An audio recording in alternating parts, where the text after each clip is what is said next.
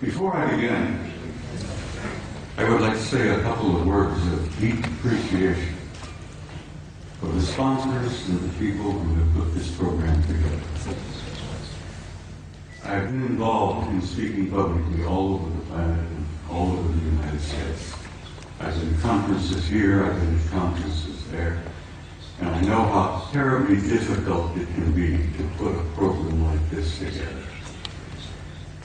And I have to say, I have tremendous respect and admiration for the people who've done this. Most of all, I respect their courage for dealing with a subject like this, where most of the elite leadership and the power groups of the world want this subject to go away.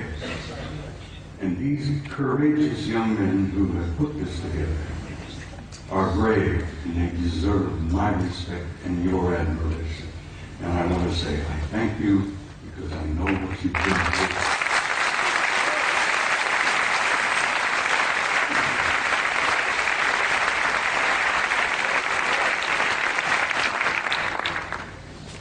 Now I must explain something else to you. I never read from a script. I don't have a prepared script to follow. I get up on a stage and I talk to people like yourselves and I kind of wing it. I have so much material and I have such a problem of keeping it under the allotted time that I've been given. I have come today prepared to speak to you for 3 hours. I'm only allowed 1 hour to get in there. So something's going to have to give.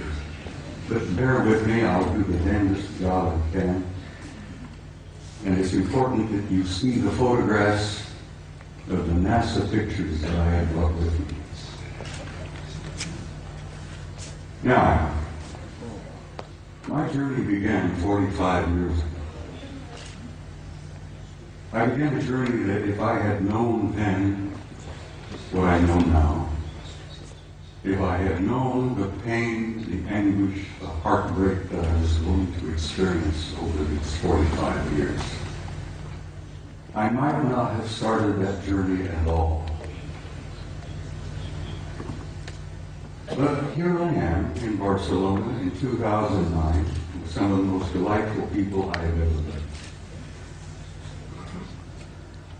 And looking back, I find that the journey was worth the effort. It was worth the pain, it was worth the heartbreak. And I'm delighted to be here. And I'm delighted to see all of you out there. And this is such an encouragement to me that people are beginning to demand the truth. They know they've been lied to from the very beginning. And they want to know. And I'm going to here this afternoon hopefully contribute one small measure to helping you understand and helping you know. Most of my adult life, or most of my first part of my adult life, I was a professional soldier. I was in the Army. I joined the Army in 1950 to avoid the draft. Ended up going to Officers Candidate School, and so help me God, while I was going to OCS at Fort Riley, Kansas, the North Koreans invaded South Korea, and the next thing I know, I'm on the front lines of Korea being shot at by a bunch of pissed-off Chinese and North Koreans who tried to kill me.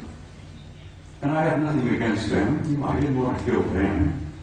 Here I am. 1951, leading combat troops in Korea in one of the bloodiest wars we've ever had. And the rest, I guess you could say, is history. I led combat troops in Korea in 1951. I spent 27 years on active duty, and I also was involved in the war in Southeast Asia in 1970, where I was part of an organization that gathered intelligence in the jungles of Southeast Asia, South Vietnam, Laos, Cambodia. And let me tell you, some of those years were rather harrowing.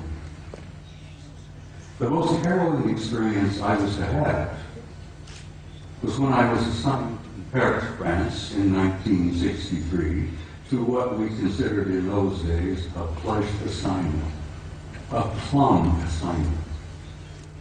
I was able to go to Paris, France, take my family with me, and my children went to high school in Paris. And as I said, it was a plum assignment. I had no idea what I was to find when I got there. When I arrived in the summer of 1963, I arrived with a top secret clearance. When I arrived at Supreme Headquarters Allied Powers in Europe, which was located at that time at a small town known as Roquencourt, right outside of Paris, my security clearance was upgraded to cosmic top secret, which was then and still is today the highest level of security classification that NATO has. I had to have a cosmic top secret clearance to work in SHARC, Supreme Headquarters Operations Center, the war room. I was a senior master sergeant at the time, and when I was assigned in SHARC, I was given the job of maintaining the duty roster. We worked on a 24-hour basis, day after day after day. And I was given the job of running the duty rosters, and I worked in SHARC. And back in those days, let me tell you, the war rooms were somewhat primitive. You've seen pictures today, I'm sure, of the control centers of most major installations like SAC in Colorado Springs. Everything is electronic. Everything is demonstrated on the wall, extensions just like this beautiful stuff here. Back in those days, we had teletype, we had field telephones, and if we wanted something on the display, we had to go up and take a pin and put it on the wall and show the controllers where this division was, where that Soviet regiment was, and so on and so on. Very primitive. When I arrived in the summer of 1963, I heard rumors about a study that was underway. Now, it interested me because the study was about UFOs. And I was intrigued by that possibility. I was curious about UFOs. I had no idea then what they were, what they represented. But we used to discuss this in the SHARC, in the war room. The study was underway. What was it about? What happened? Well, it appears that on the morning of the 2nd of February, 1961, World War III almost began. And it was involved in the flyover of large numbers of circular metallic craft, flying in formations, very obviously under intelligent control.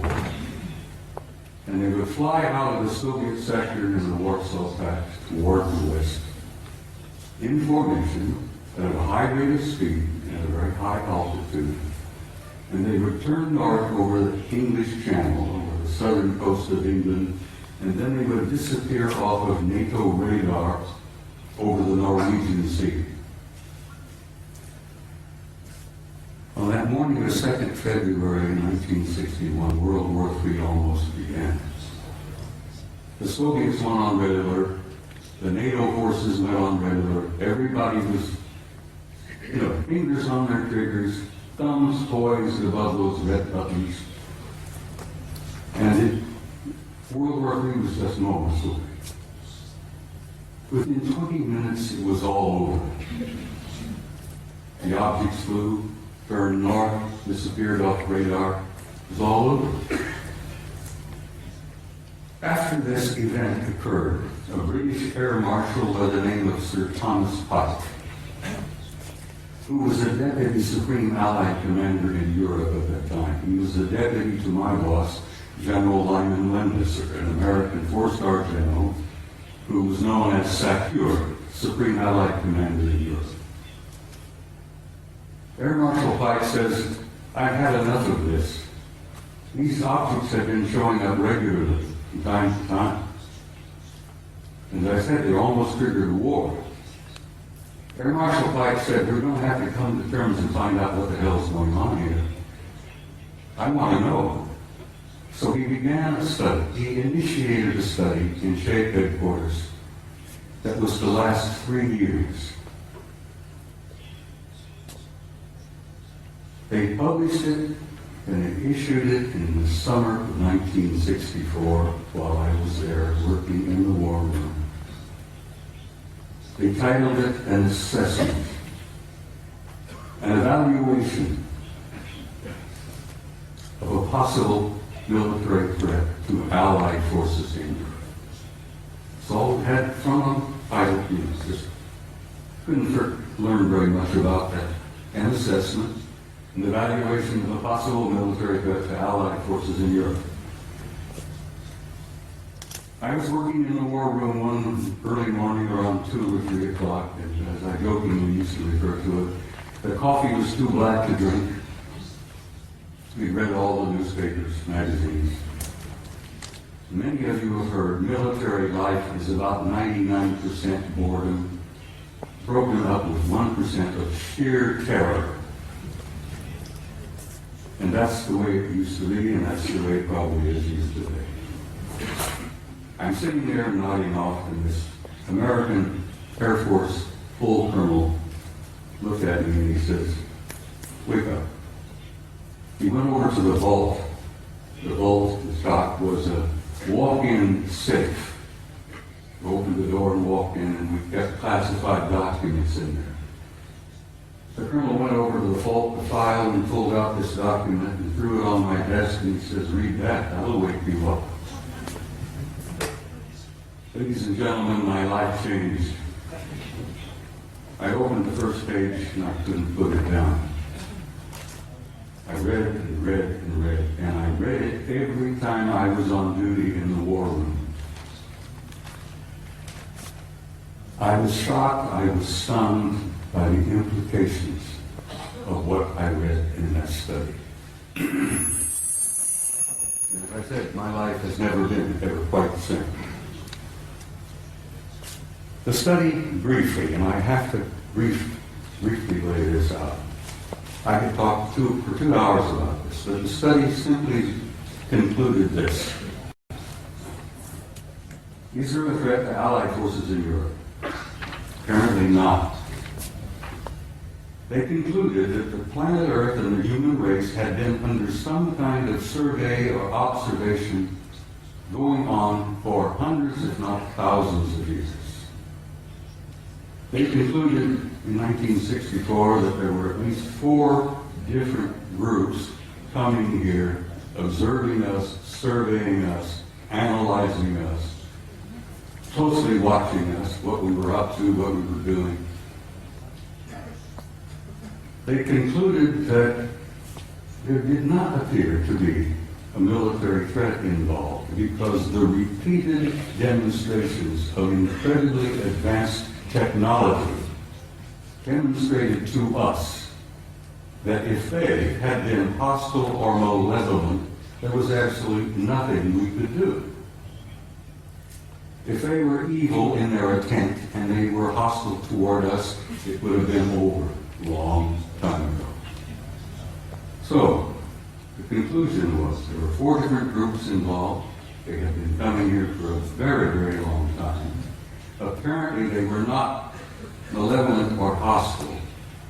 The question was, what the hell are they doing here? Why are they here? And why are they interested in us? Well, they did not know in 1964 what their agenda or their motives were. And I will tell you honestly and frankly that even today, our authorities, our senior military, our national security people, still don't totally grasp what their motives are, what their agendas are. So this study in 1964 was simply a beginning for me. As I said, I was never quite the same, and as I jokingly say, I used to be a normal human being. And after I read that study and launched on my 45 years of research, I lost all aspects of normality. I will be frank and tell you that over the years of my study and the material that I've learned and gathered has brought about in me a complete destruction of my old world view, my old world paradigm, the world view that I held since I was a kid, growing up. Everything made sense, I knew why we were here, where we were going, what was taking place. After I spent 45 years on this, it all collapsed around my knees. That was the destructive aspect of my personality. That was the part that changed me completely from the kind of human being that I had been before into the kind of human being I am today. Ladies and gentlemen, I'm totally alienated. No pun intended. I've said in a couple of interviews and briefings and stuff, I have had, for many, many years, a love-hate relationship with the human race. One moment I love you, the next minute I hate your guts. One minute I adore you for your potential and the beauty of your music and your literature and your art, and the next minute I'm saying, to hell with all of you, blow them up, let them blow themselves up, clean the planet off, get rid of them. It's part of the struggle of having lost your old worldview when your old paradigm collapses around your knees. So the man standing in front of you here today is literally a human wreck as compared to what I used to be. But I feel pretty good about it. I lost all my old illusions. I opened my eyes and I saw the future. And I'm very happy about what I've seen. I've learned over the years from infinitely variety of sources here, there, and everywhere. I didn't retire from the Army until 1976, and I kept my top secret clearance up until that moment. After I retired, I went to work for the Federal Emergency Management Agency and worked another 14 years for the U.S. government, where I had a top secret clearance. So I have a total of 41 years of federal service, you might say. But I learned things over the years that literally still today stun me and shock me. I've learned that the human race is a hybrid race. I've learned that we are not merely alone. We have never been alone. We have had an intimate interrelationship with advanced extraterrestrial intelligence from the beginning of our history. And let me tell you that intimate interrelationship is still going on. This one race in particular apparently re-engineered us as a species about 200,000 years ago. What we are here today is what we call Homo sapiens sapiens. You're an engineered creature. Your genetics has been manipulated. You're not the same that you were, and you are not the same of what your children and grandchildren and great-grandchildren will be in the next 100 years. The human race is going through a transition. And it's more than a transition.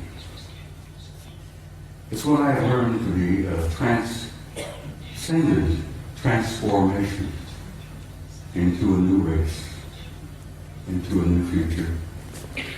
And your descendants will be as different from what you are here today as what you are from old Australopithecus 500,000 years ago.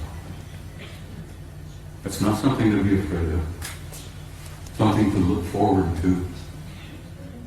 You're growing, you're developing, you're becoming a new race, you're becoming a new species.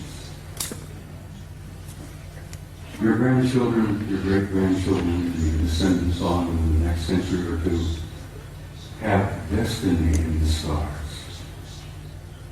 Don't you doubt that for a minute. This species, this race, this troublesome bunch of monkeys has a destiny in the stars. And we are a part of this infinite universe filled with intelligent life. And we have been from the beginning, but we're only now beginning to wake up and see it. Only now are we beginning to open our eyes and listen with our ears and look out there and say, all right, where have I been? What am I now? Where am I going? As I said, your destiny is in the stars. Your generations to come, your descendants, your grandchildren, great-grandchildren, will go out there and they will claim their rightful place in a universe filled with intelligent life. Your place out there belongs to you. You have a right to that, and you will claim it. There is so much to talk about. I've got some slides I have to share. Would you gentlemen please put the first picture up on the screen? I'm being assisted by some very wonderful people back behind the scene here. I'd like to start with a shot like this. Pictures of this nature is sort of inspiring. It gives you a glimpse of the community that you are a part of. A little glimpse of the stars out there, the nebulae. That's where you're from, and that's where you're going home again, too. It's where you belong. Next picture, please. I love these. They're so beautiful. I have some of these on my wall at home. But they inspire me. I look at them and I have a sense of recognition that I've been there before. And I know that I'm going back. But something happened in my country over the last few years that I'm very, very troubled by. Just last week, the United States celebrated the 40th anniversary of putting a man on the moon. Then we went through this whole whoop-de-doo of patting ourselves on the back and thinking, gee, wasn't that neat? Armstrong, Aldrin, Collins up there in orbit. On the moon, aren't we great people? Aren't we magnificent? Look what we did. So let me tell you a couple of things that they did that you may not have ever heard about before. They took the few pictures they had it all televised, everybody, Walter Cronkite and all of them were looking out. Golly gee, isn't this great? Isn't this neat? You got a couple of guys on the moon.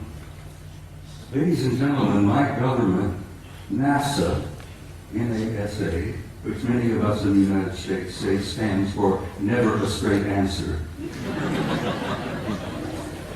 proceeded to erase 40 rolls of film of the Apollo program.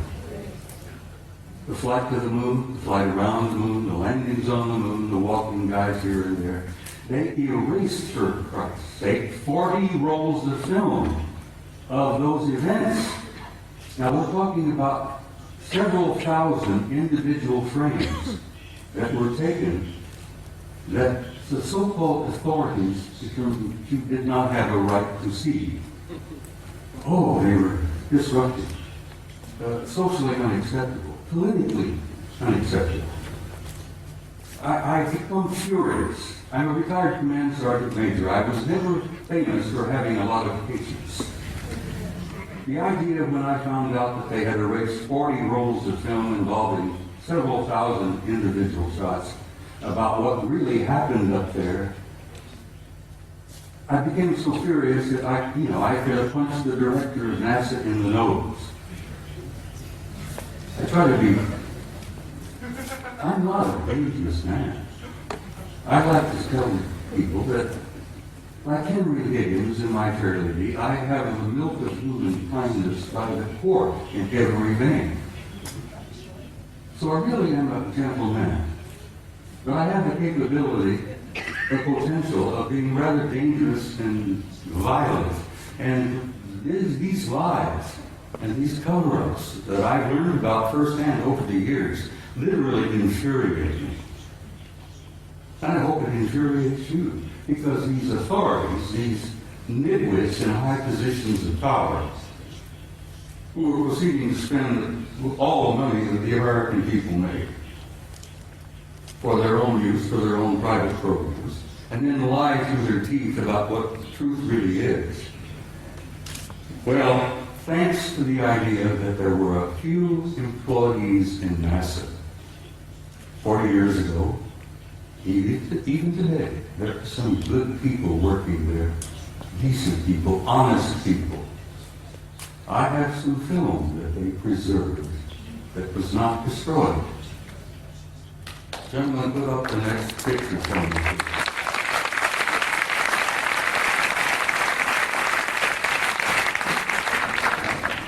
This is a NASA photo.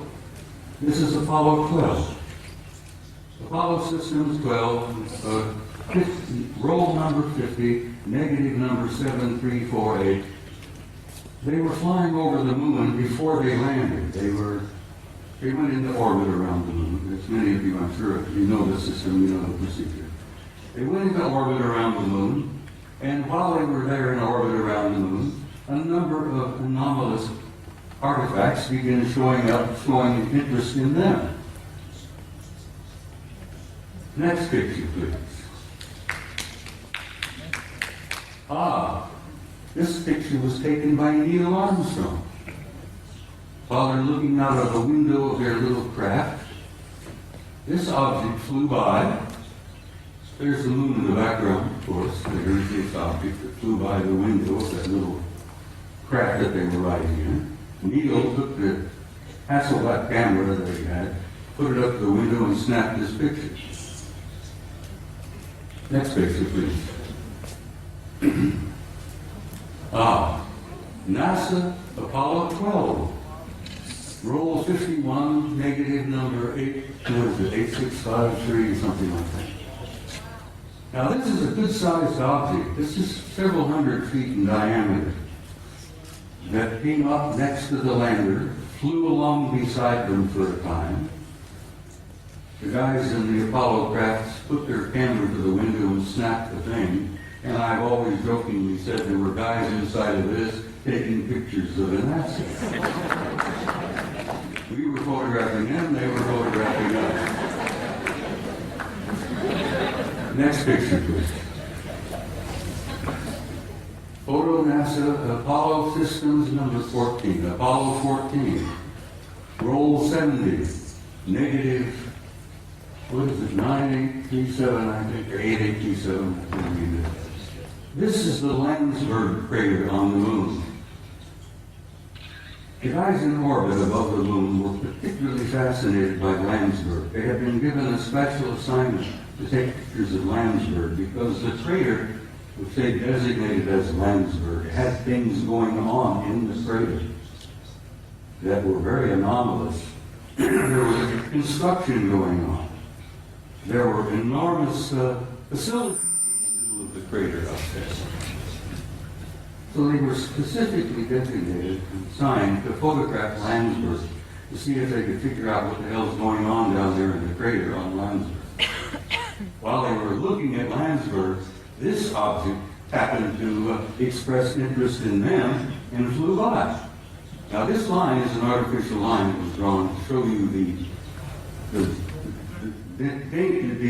direction that this object was going. This is a good-sized object flying past the Apollo lander. God, I'm so glad that some of these were saved. I still get angry. 40 rolls of film was taken, they erased them. Anyhow, next picture, please. It's the same photo of Landsberg, but with the next negative, 9838 of this object here, flying by. Next picture. Now we're getting into some nitty-gritty. I'm going to give you just a brief little bit of history here. Back in the early days of NASA and the Apollo program, I got this picture from the Japanese Space Agency, the Japanese NASA. They have a tremendous program going over there in Japan. You know, the Japanese are bright people.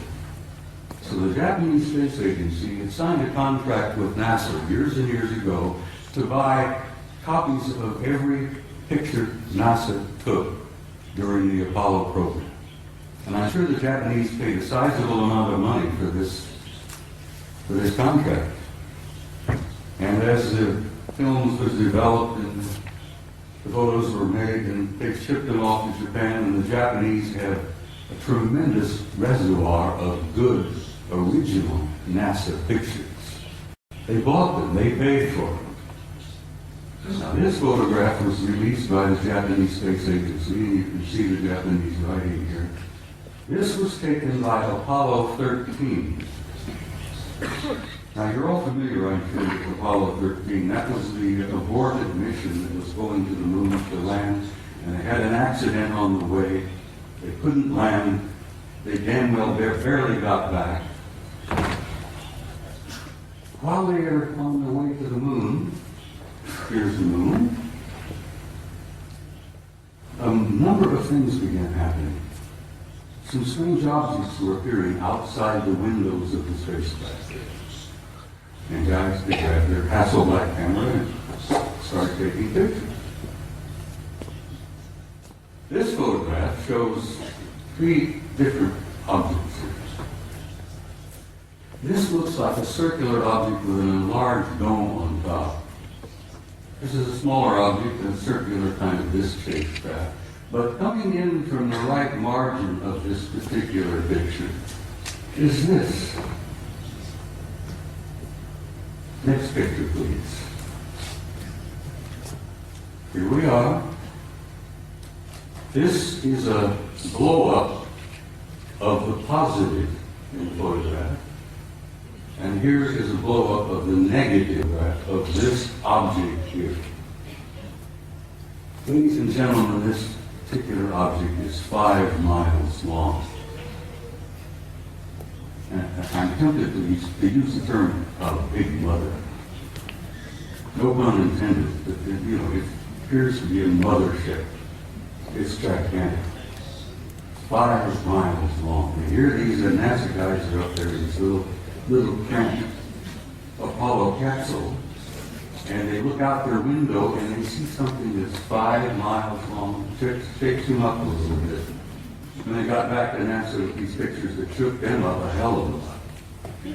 Next picture, please. This is the next sequence.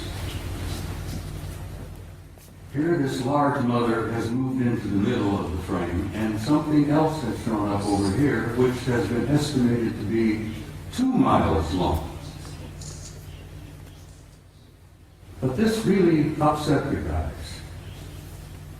I've never been able to find out which one of the 3 Apollo members of the Apollo 13 crew would admit to ever having taken these pictures. Because as you know, the Apollo astronauts were threatened with their lives. I kid you not, they were threatened seriously. They even threatened their families if they ever divulged any of the information that they knew. Next photo, please. Now, here we are. Here's the big mother. Here's the other one, 2 miles long. Here's a picture of the positive. This is the negative. This mother is 5 miles long. Up here you see what appears to be two circular objects either arriving or departing from that particular big ship.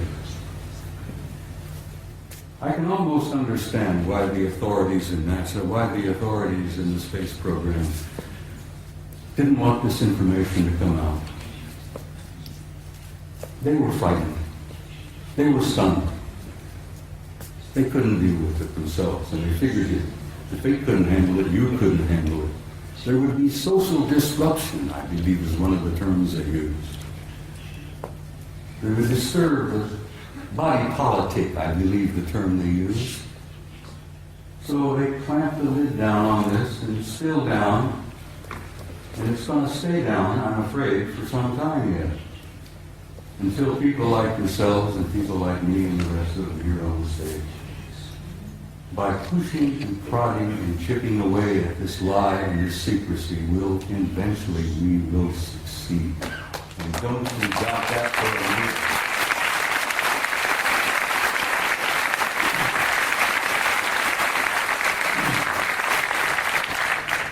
Now I'm in for another photograph that I think will shock you some. In 1980, NASA, never a straight answer, launched the Voyager program to Saturn. They launched this little mechanical spaceship filled with cameras and film and so on. Wanted to go to Saturn because something had been going on in the rings of Saturn, around the moons of Saturn, that didn't make a lot of sense. Some anomalous events were taking place in Saturn, near Saturn, at Saturn. So they launched the Voyager in 1980. The pictures they got back from Voyager was so stunning and so shocking that they just locked them up in the safe.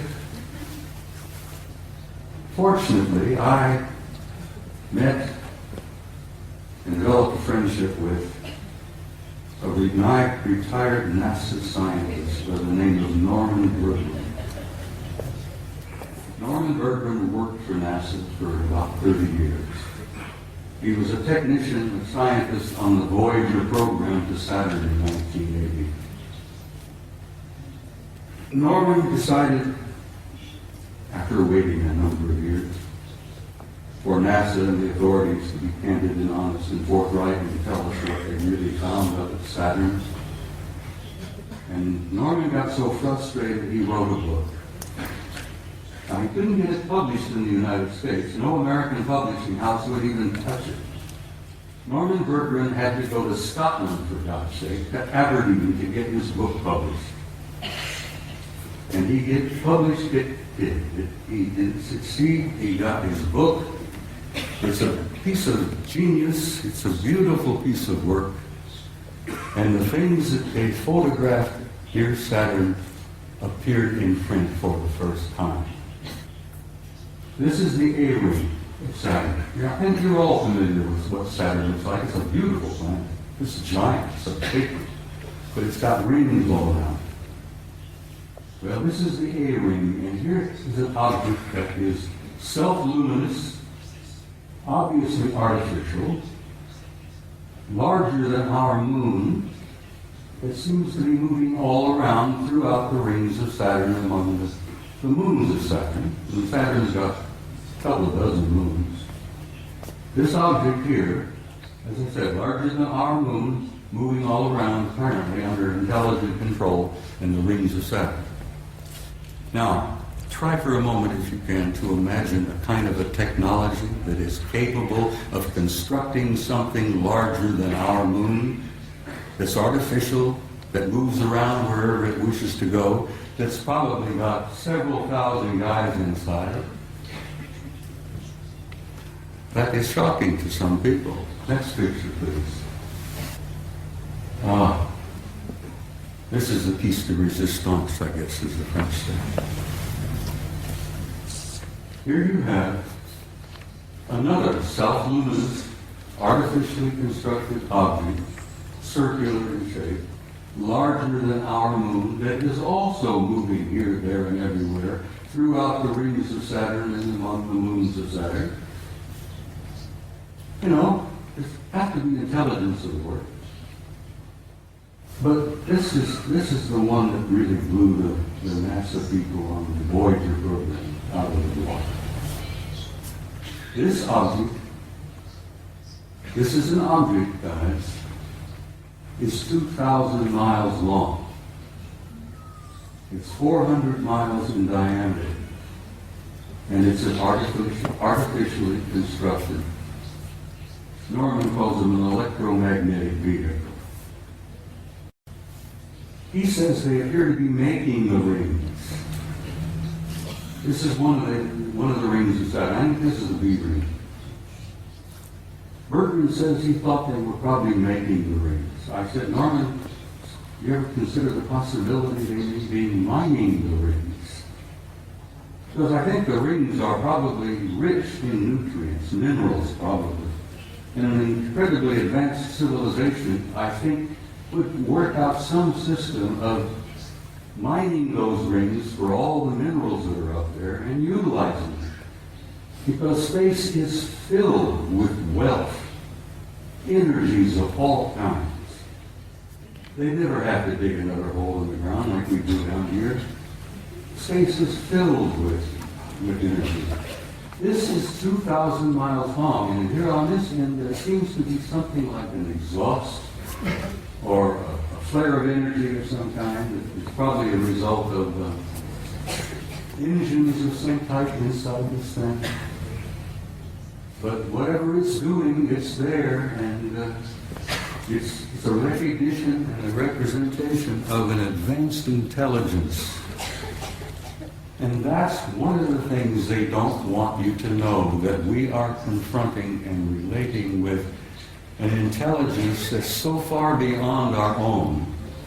We're looking at and talking about what's known as a Type 2 civilization.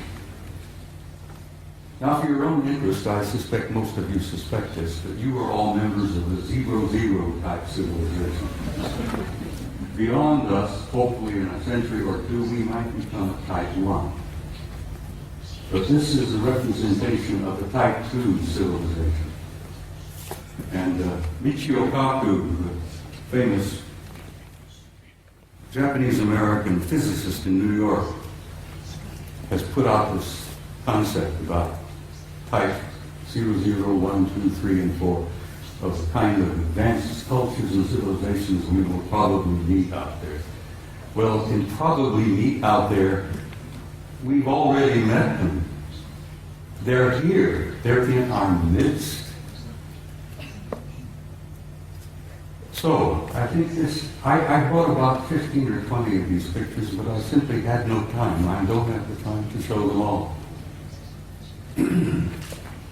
But I've shown a few here, and I think I've piqued your curiosity. And I think most of you are pretty bright people, and you know you've been conned.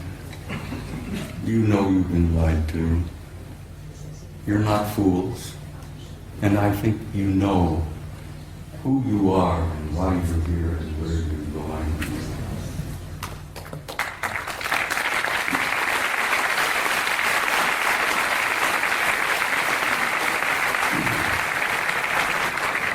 Next photograph, please. This is a photograph taken by our Mariner space vehicle that we launched back a number of years ago. This is a picture of a facility on the surface of Mars. Now, this facility is located on the equator, and it's on the surface. And those of us who studied it, we discuss it with each other, we call it the airport. And I said, this is the parking lot. This is the administration building here. This is the main terminal here. And I imagine it's a pretty busy facility, you know, ships coming and going. But it's not an airport, it's very likely a spaceport. It's on the surface and it's on the equator of Mars. And if you're ever interested in launching a vehicle from a planet, you put it on the equator and you take advantage of the rotation of the planet to assist in the the launching of your vehicle. You can take the momentum of the movement of the planet, and it helps you get the thing off the ground. So it's exactly on the equator, it's on the surface, and it's massive in size. So maybe that is a parking lot, I don't know. Maybe that's the admin building, but there's something going on Mars. And I've been going back and forth with Richard Hoagley now for years, where Richard, who I know most of you are aware of, is convinced that Mars is covered with ruins. Well, it is. But it's not just ruins. There are things going on that planet. On the surface, under the surface, continuously. Next picture, please. This was published in a German magazine, but this is a Soviet photo. This is from their Phobos 2 spacecraft. This is a city under the surface of Mars that is the size of Chicago. Chicago is one of our biggest cities. Several million people live in Chicago. This is under the surface. You can see the city block. You can see the breakdown here, portions of the neighborhoods, whatever it is. But it's generating an enormous amount of heat. And they picked this up on the infrared when Phobos is going around the planet and snapping pictures like crazy. And the Soviets were pretty open about releasing some of their photos. Contrary to the United States, where lying has become a fine art. Don't get me started on my politicians. Phobos 2, city on Mars, under the surface. You can see the streets, Broadway, First Avenue, whatever. People have said, well, who was there? And I says, for God's sake, it's the Martians who were there. What a silly question to ask. Who's there? Let's go there. Now, I love this picture. I'm in love with this lady. Your ancestors and mine called her Gaia. She was feminine. She was a goddess. She was sacred. This beautiful lady has a respiratory system. She has a circulatory system. And she has a heart. And she's our source of life on this planet. We needed her. We need her now. We wouldn't be here if it were not for her. We talk about holy lands, Mecca, Jerusalem, here, there, everywhere. That is the Holy Land, people. That beloved planet that we are home.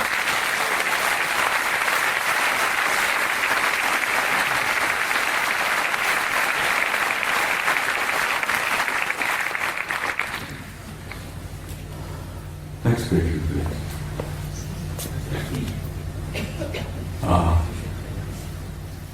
I spoke to you earlier about the fact that your grandchildren and your great-grandchildren and so on, the generations yet to come, have a destiny in the stars. And in time, they will go out there and claim their rightful place in that infinite community of life. And you can believe that, and you can accept that with an assurance and a truth that goes beyond doubt. The destiny of this species and this race, this troublesome clan of monkeys, is in the stars. And there is your destiny. And I want you to understand that and have some hope. And don't get depressed. Because you're going to be undergoing some very difficult times in the few years yet ahead. We're going through this transition, this transformation, this transcendent transformation into another species, into another race. And if you remember your own adolescence, it was a painful time. The species, the race is going through adolescence. But we're not alone. We're being helped. We have family out there that's helping us. And they've been helping us for a long time. They've been trying to encourage us and nourish us and try to point the right direction for us to go. Because we are troublesome adolescent children. And we are going through that transformation. But my point is that there is no doubt about the inevitable destiny and truth of the human race. Now I want to quote something from you, if you'll bear with me here. One of my favorite authors, poets, was a man I've admired for years, Count Leo Tolstoy. Tolstoy said that there is something in the human spirit that will survive and will prevail. That will survive and prevail, and that there is a tiny and brilliant light burning brightly in the heart of man that will not go out no matter how dark the world becomes. And then in the years ahead, when things are difficult, the economic problems take place, there will still be disruptions, fear. Oh, sadly enough, I'm afraid there will still be blood in the streets here, there, and everywhere. This coming out of adolescence is not an easy process. But then, what do you do when you reach beyond adolescence? You reach adulthood. You grow up. And we're growing up.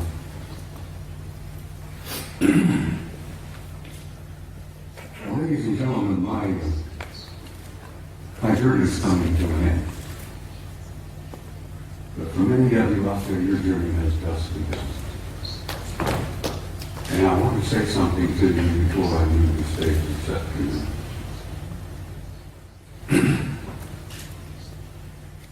No matter how dark the world becomes, you're sure, as Tolstoy said, there is a spark, there is a flame burning in your heart that will never go out, no matter how dark the world becomes. And as my journey is coming to a close, and some of your journey is just beginning, I wanted to say to you, in a term that I think is absolutely appropriate. You Spaniards have got some beautiful terms in the words. Vaya con Dios.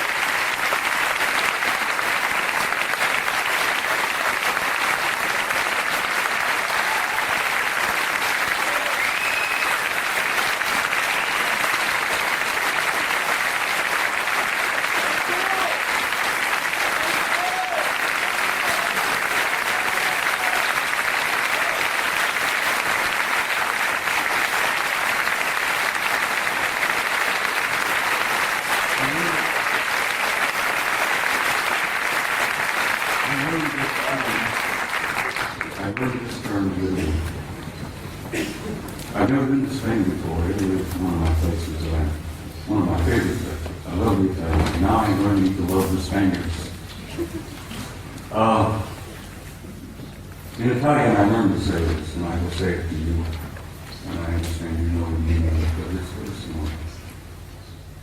In closing, I want to say to you all, Ti amo.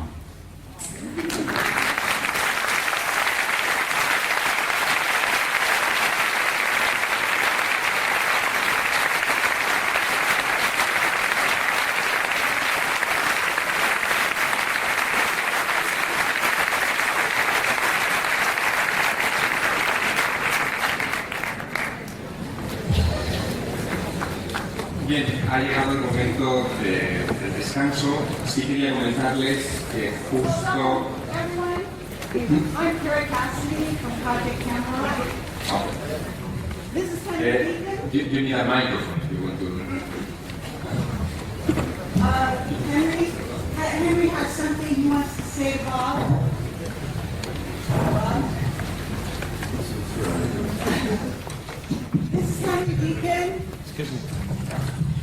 And we just want to say something here. This is Henry Deacon from Project Camelot, for those of you who are familiar with our website. And he's here today, and he's here at the conference. He has something he'd like to say to Bob about Mars. About Mars. I don't have any words, but Bob has expressed everything that I would have said. And I can confirm it because I've been working in top secret for 30 years. And above top secret, we've shared a common background. But I just met him recently here. And I can only say that, yes, there's life on Mars. There are bases on Mars. I've been there. And I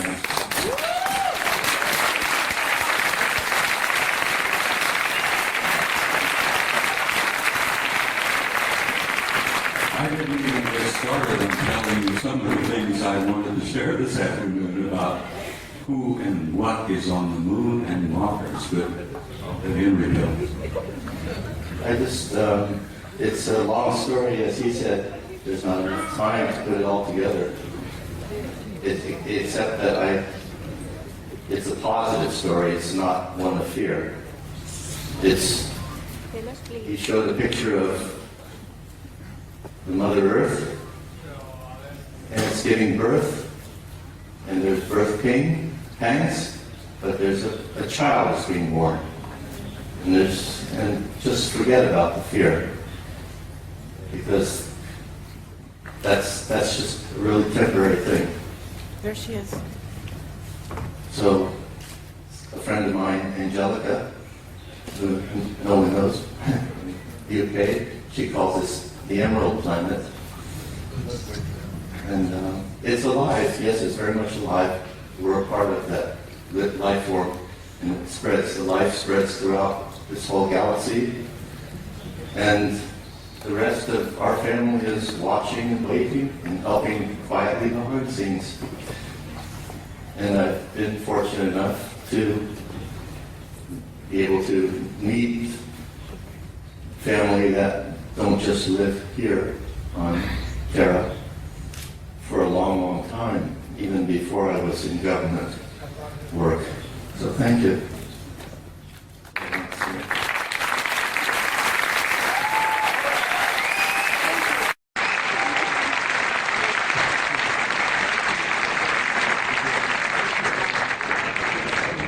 Ladies and gentlemen, am I still broadcasting? Henry Deacon, for those of you who don't know. Am I still broadcasting here? You're still here? I'm going to ask... I was going to share a small story with you before I ran out of time. I'm going to ask the gentleman to please bear with me and give me just a few moments.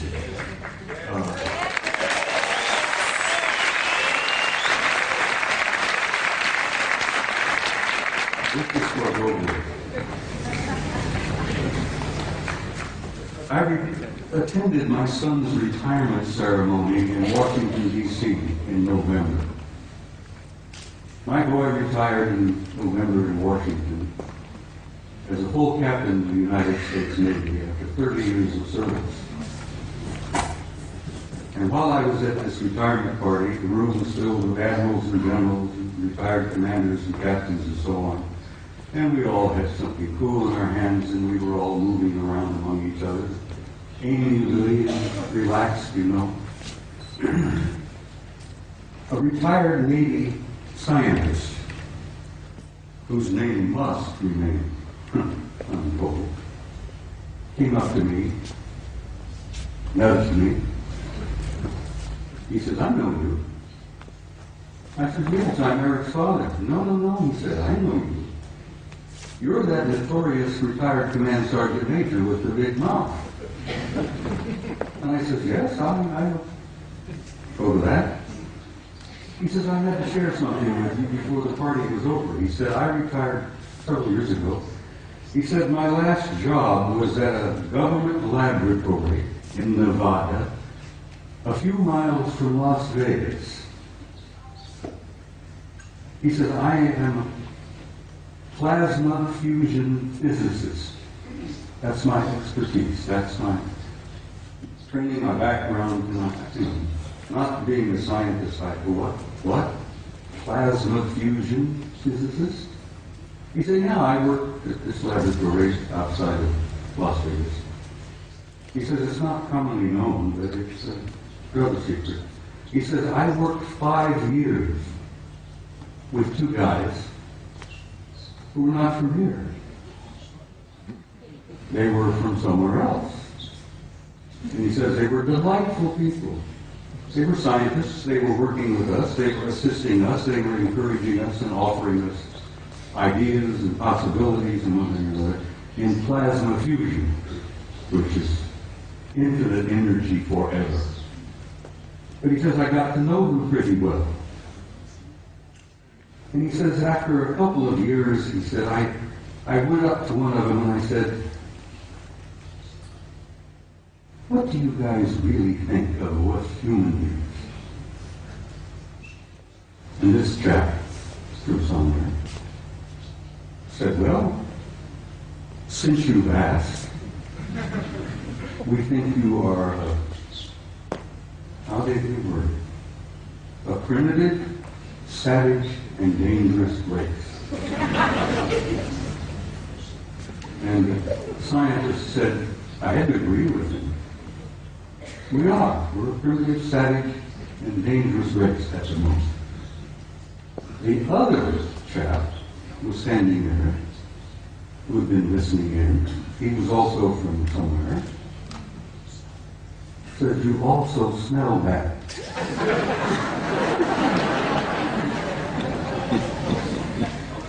You humans stink. In nothing personal, mind you know, we find that you don't smell good. And the scientist said, my first thought was, I didn't spray under my arms this morning, so maybe. And they tried to explain that we humans have a psychic odor about us that they pick up, and they find it terribly offensive. But it hit me in the eyes, because when I was a boy growing up, my grandmother used to say, if we could only see ourselves as others see us, it would help so much to develop our integrity and our character and all that. And this remark from my grandmother hit me, that we were getting this so-called from a horse's mouth, from one of our extended family out there, that you're primitive, savage, and you're dangerous, but you also stink. And I thought that was humorous, and I shared it with Gogo, and she said, please include that in your presentation. So Gogo, bless your heart, I did that for you. Good night, everybody.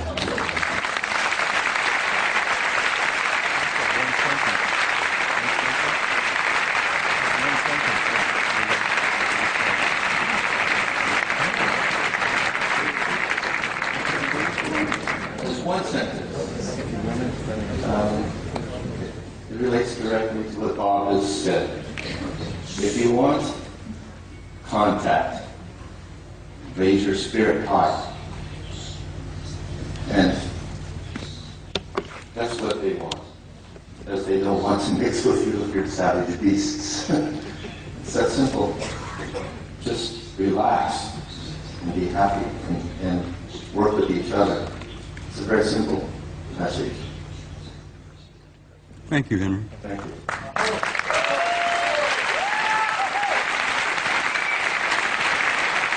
If you want to learn more about Henry Deacon, he is on our site. We have a lot of very long transcripts all about who he is, some of where he worked, and about Mars.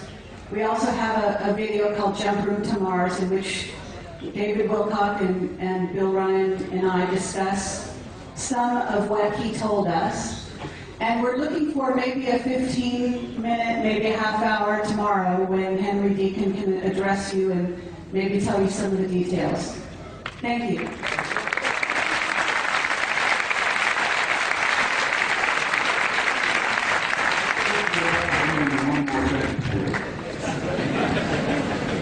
I must add this. I have traveled all over the planet and I've spoken at conferences all over the world and all over the United States.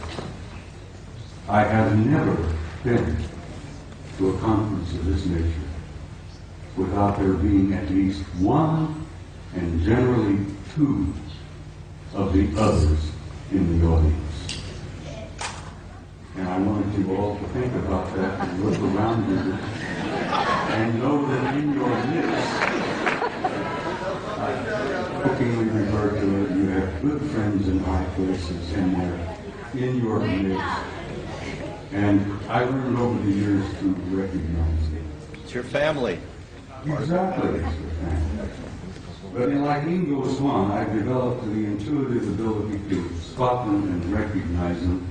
And now I have them coming up to me in conferences, introducing themselves to me. And there are no limits, guys, no limits. Life is infinite and forever. And God bless all of you. And I will say good night.